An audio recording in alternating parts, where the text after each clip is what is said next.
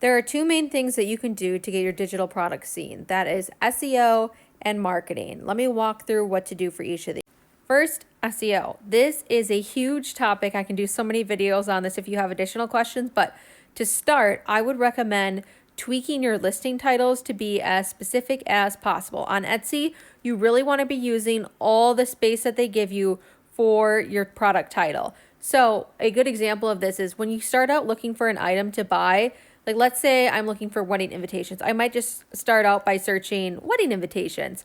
And as I start to get more specific, maybe I want a beach wedding. Maybe I want a blue beach wedding. I'm going to start getting more specific, and that is going to narrow down my search results.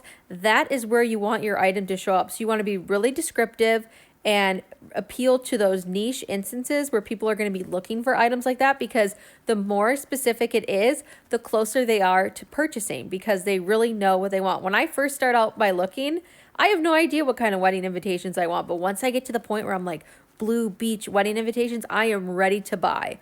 The other thing I would focus on, in addition to being descriptive, is to focus on finding in-demand keywords. So use a keyword research tool like Marmalade or eRank. eRank is my preferred choice, and find something that people are really looking for. You don't need to start from scratch. Just start looking to see if you can find some keywords that you can add to your listings to get a little bit more search volume.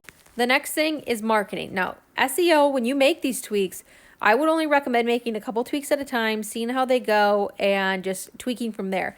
It takes a while for the search engine to figure out what it is that you did and to have that actually take effect. So for a more immediate thing that you can implement is to do your own marketing. So that would be posting about it on social media, making videos about it.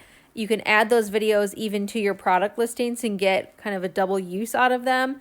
I would recommend having an email list.